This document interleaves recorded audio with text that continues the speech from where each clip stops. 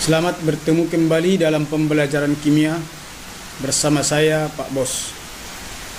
Pada kesempatan ini yang mau kita bahas adalah materi kelas 11 tentang kesetimbangan kimia. Yang pertama, konsep kesetimbangan. Sebelum kita ke konsep kesetimbangan, kita ingat kembali materi sebelum ini, yaitu tentang laju reaksi. Laju reaksi adalah berkurangnya konsentrasi reaktan per satuan waktu atau bertambahnya konsentrasi produk per satuan waktu. Jadi waktu kita belajar laju reaksi, tanda panah di sini hanya satu. Itu kita buat hanya untuk reaksi yang berkesudahan atau reaksi satu arah. Dalam reaksi kesetimbangan ini kita buat dua anak panah. Satu mengarah dari reaktan ke produk, satu lagi dari produk ke reaktan. Artinya bahwa reaksi dapat terjadi reaksi balik yang kita sebut dengan reaksi reversibel, di mana reaktan dapat membentuk produk dan produk dapat kembali menjadi seperti reaktan. Maka reaksi di sini ada dua arah.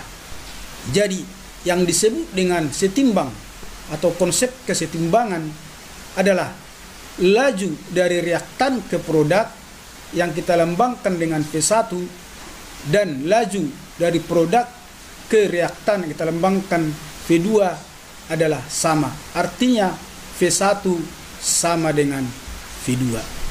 Jadi kalau kita misalkan nanti ada zat yang kita reaksikan, kita misalkan A dengan B membentuk zat C tambah D, di mana zat C tambah D dapat kembali menjadi zat A dan zat B. Itulah namanya reaksi reversibel atau reaksi dapat balik. Kesetimbangan dapat kita bedakan atas dua bagian, kesetimbangan homogen dan kesetimbangan yang heterogen. Yang homogen artinya bahwa zat yang kita reaksikan dan hasil reaksi mempunyai jenis yang sama. Artinya jenis yang sama, mungkin sama-sama gas atau sama-sama larutan yang kita lambangkan dengan AQ. Misalnya seperti ini, sama-sama AQ ya, AQ larutan. Larutan itu tentunya ada pelarut, ada zat terlarut. Tapi dalam hal ini hanya kita ambil sebagian saja zat terlarutnya dalam bentuk ion seperti ini. Jadi ion itu kan terjadi di dalam larutan. Jadi sama-sama AQ, lambangnya sama, disebut dengan homogen. Ini juga tadi sama-sama gas, tersebut dengan homogen. Kemudian bagaimana rumus KC-nya? Rumus KC-nya ya, konsepnya tadi sudah kita buat. Ya, KC sama dengan hasil kali konsentrasi produk dipangkat koefisien. Jadi kita kalikanlah konsentrasi dari H2O produknya, pangkat koefisiennya 2 dikali dengan konsentrasi SO2 pangkat koefisiennya. Kemudian dibagi hasil kali dari konsentrasi reaktan. Reaktan di situ H2S dan O2. Koefisien H2S 2 dan koefisien O2 3. Maka H2S di pangkat 2, O2 di pangkat 3. Jadi sangat mudah ya. Kemudian kita lihat kembali untuk yang tadi yang sama-sama AQ ya, sama-sama AQ itu juga sama dengan disebut dengan homogen. Nah, maka nanti KC dari reaksi kesetimbangan ini adalah konsentrasi produk. Produknya sekarang adalah FeSCN2 positif, koefisiennya 1. Maka pangkat 1 dibagi dengan konsentrasi reaktan ya, dikalikan konsentrasi reaktannya Fe 3 positif. Ya, konsentrasinya dikali dengan konsentrasi SCN negatif, juga masing-masing koefisiennya 1. Jadi sangat mudah. Lihatlah siapa yang di produk, siapa yang di reaktan, maka di atas adalah produk, dibagi yang di bawah adalah reaktannya. Untuk yang heterogen, jadi yang heterogen itu dapat bercampur antara gas, larutan, dan juga padatan. Ya, kita lambangkan dengan S. Jadi di sini lambangnya S, G untuk gas, S padat, G gas. Jadi ini disebut dengan heterogen. Jadi karena kita menentukan Kc berdasarkan kesetimbangan berdasarkan konsentrasi. Jadi konsentrasi itu tentunya ada dua zat di dalamnya. Ada pelarut, ada zat terlarut. Jadi kalau seperti ini Fe hanya S, berarti dia hanya zat terlarut. Jadi tidak termasuk larutan. Tetapi kalau dia dalam bentuk gas, gas itu dianggap sebagai larutan.